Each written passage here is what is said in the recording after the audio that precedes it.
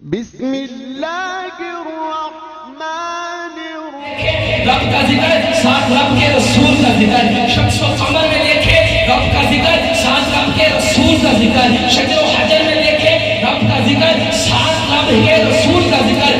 گویا کہ رب نے فرما دیا کہ سونیا بندہ ساری زندگی اللہ اللہ اللہ کرتا رہے. سونیا اس کو سرٹیفکیٹ ضرور ملے گا مگر وہ ہوگا منافقت کا. سونیا مکمل ایمان والا سرٹیفکیٹ ملے گا اسی وقت جب سونیا میرے نام کے ساتھ تیرے نام کو بھی ذکر کرے گا. ایسے تو نہیں ورفعنا اللہ کا ذکر کا ہے سایہ دل پر بوجھ ہے والا ذکر ہے اونچا تیرا اور خسروا عرش پہ اڑتا ہے پھلیرا تیرا اور فرش والے تیری شوکت کا علوم کیا جانے. فرش والے تیری شوکت کا علوم کیا جانے. سونیا خسروا عرش پہ اٹھتا ہے پھلیرا تیرا اور مٹ گئے مٹتے ہیں مٹ جائیں گے سب اعداء تیرے. نہ مٹا ہے نہ مٹے گا کبھی چرچا ہے تیرا. نبی کریم علیہ السلام کے ذکر کی بلندی کا تیسرا درجہ فرمایا جعلت قد کرم من ذکری فمن ذکرک ذکرنی. سونیا میں نے نا تیری ذات کو اپنا ذکر بنایا ہوا ہے اور یہی تو مدد تھی نا وہ باتیں جو رب کی جانب منسوخ تھی نا رب نے اپنے پیارے محبوب کی جانب قرار دیا. جس طرح اللہ تبارک و تعالیٰ فرماتا ہے ان الذین یبایعونک انما یبایعون اللہ. فرمایا سونیا وہ لوگوں نے جو بیعت کی نا وہ تیرے ہاتھ پر نہیں بلکہ تیرے رب کے دست اقدس پر بیعت کی ہے. وما رمیت اذ رمیت ولکن اللہ رمی. سونیا وہ جو کنکریاں پھینکی تھی نا وہ تو نے نہیں بلکہ تیرے رب نے پھینکی تھی. یعنی ہر وہ بات جو نبی کی جانب منسوب تھی رب نے انہیں اپنی جانب منسوب کیا.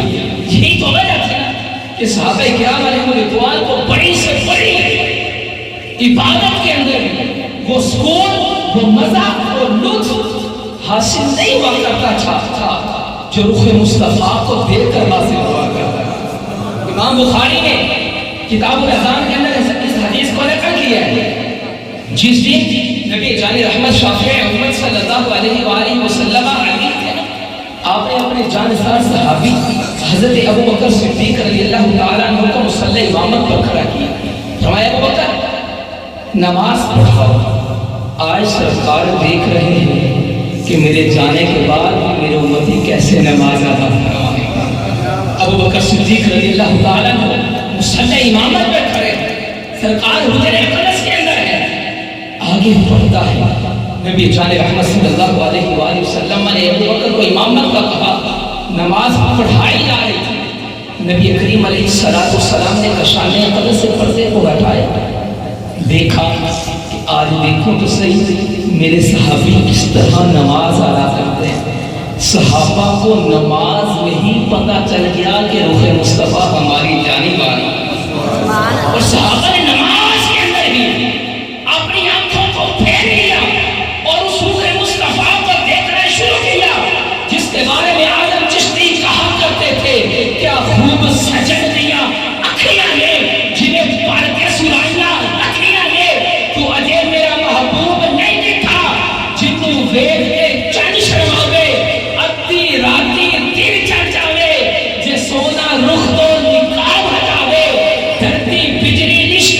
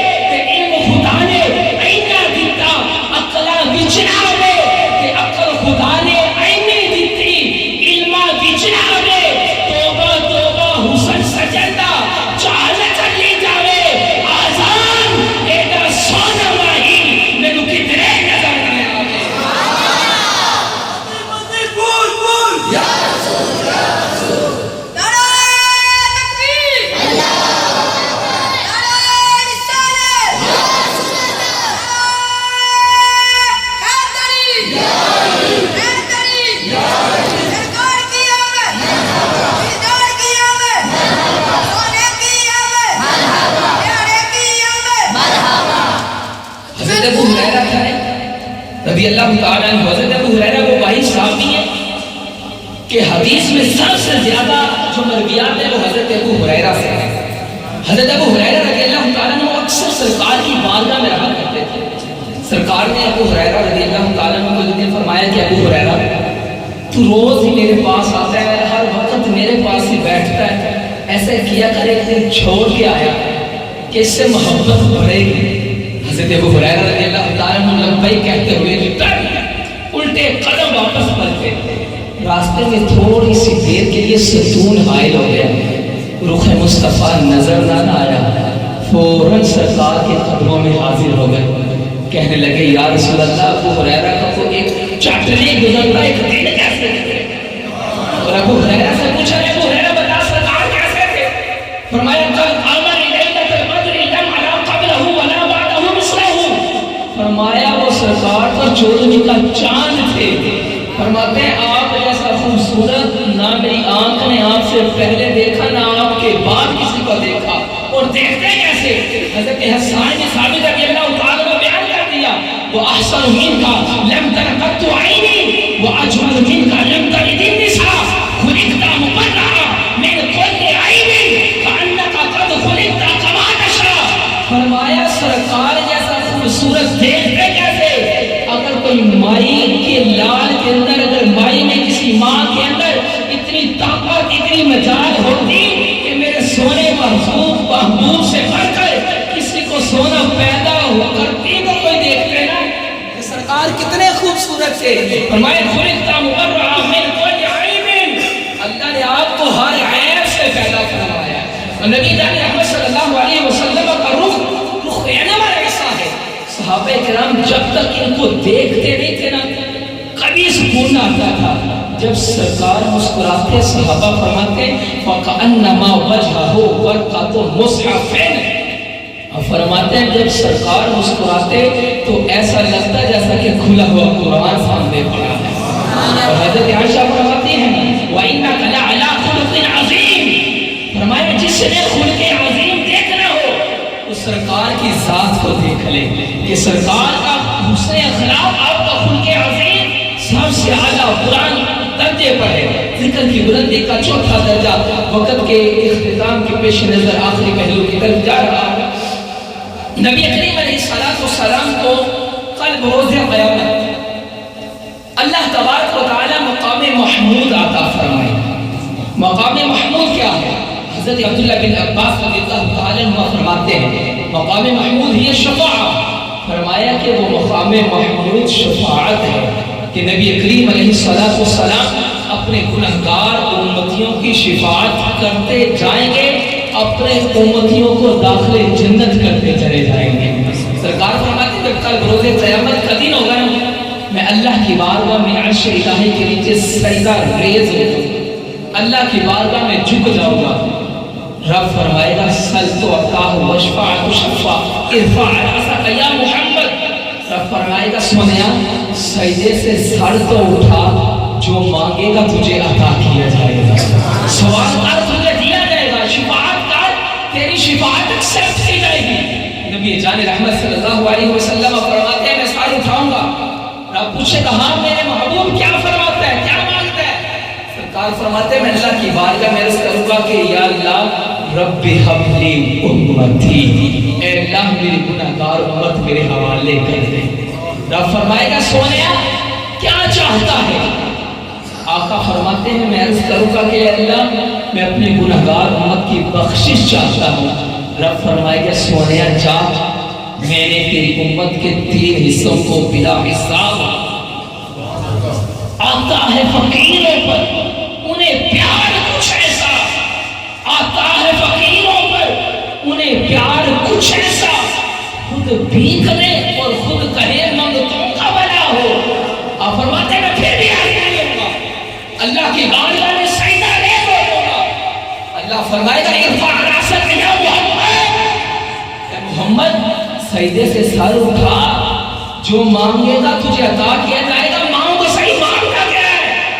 پھر سجدے سے سر اٹھائیں گے، اللہ کی بارگاہ میں عرض کریں گے کہ اللہ میری امت رب فرمائے گا کہ اے سونیا جا میں تیری آدھی امت کو بلا حساب بخش دی. سرکار فرماتے ہیں میں پھر بھی راضی نہیں ہوں گا. اللہ کی بارگاہ میں پھر سجدہ ریز ہوں گا. اللہ کی بارگاہ میں سجدہ ریز ہوں گا. رب پھر فرمائے گا ارفع راسک یا محمد، اے محمد ہے میرے محبوب، سجدے سے سر کو اٹھا، تو مانگ جو مانگے گا تجھے عطا کیا جائے گا. شفاعت کا تیری شفاعت قبول کی جائے گی. سرکار فرماتے ہیں میں پھر اللہ کی بارگاہ میں عرض کروں گا اللہ میری امت میری امت. رب فرمائے گا سونیا تجھے امت والی یہاں پر بھی نہیں بولی. اے سونیا جنت کے دروازے پر کھڑا ہو جا اور جس کا تیرا جی چاہتا ہے اس کا ہاتھ پکڑ کر اس کو داخل جنت کرتا جا. سرکار فرماتے ہیں وہ شخص جس کے دل میں مائی برابر بھی ایمان ہوگا میں اس کا ہاتھ پکڑ کر اس کو داخل جنت کرتا چلا جاؤں. آتا ہے فقیروں پر انہیں پیار کچھ ایسا خود بھی کرے اور خود کہے منگتوں کا بنا ہو. اور واہ کیا جود و کرم ہے اے شاہ فتح تیرا، نہیں سنتا ہی نہیں مانگنے والا تیرا. اور مجرم بلائے آئے ہیں جاؤ کہے گوا پھر رد ہو، کب یہ شان کریموں کے در کی ہے. آج سرکار اپنے امتیوں سے اس قدر محبت فرمائے، اس قدر پیار فرمائے، مگر آج امتی سرکار کو اس محبت کا کیا صلہ دے. سرکار کی ولادت ہوئی آپ کے ہونٹ جنبش کر رہے. یہی الفاظ تھے ربی حبلی امتی، اے اللہ میری گناہگار امت میرے حوالے کر. گھروں کے اندر جا کے اس امت کی خاطر روتے رہے.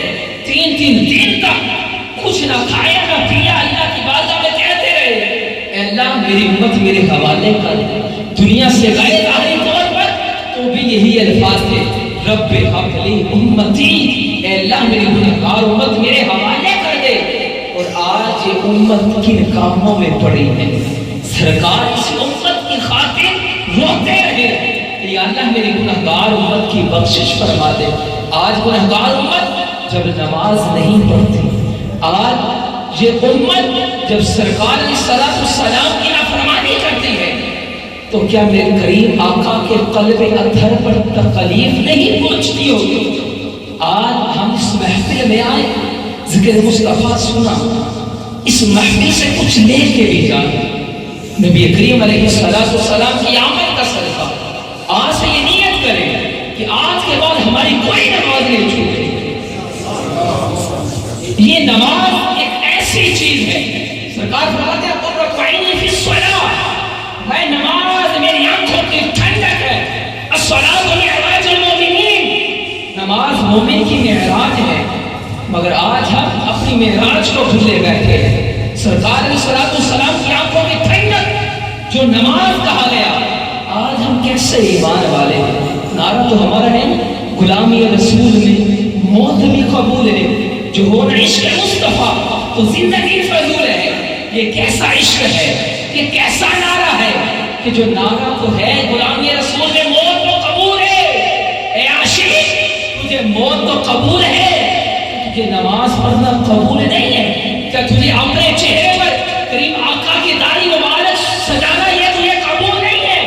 کیا تجھے یہ اچھا نہیں لگتا کہ میں سرکار کی سنتوں پر عمل پیدا ہوں، سرکار کے بتائے ہوئے طریقے کے مطابق اپنی زندگی بسر کروں؟ آج ہم لوگ یہ نعرہ لگاتے ہیں تو خدا را ہم سرکار کی امت ہیں. میرے کتب کے اندر پڑھا ہے 12 انبیاء نے امت محمدی ہونے کی تمنا کی. اللہ کی بارگاہ میں دعائیں کی اللہ ہمیں اپنے آخری نبی کا امتی بنا دے. مگر ہمیں تو بن مانگے ہی اپنے محبوب کا رب نے امتی بنا دیا.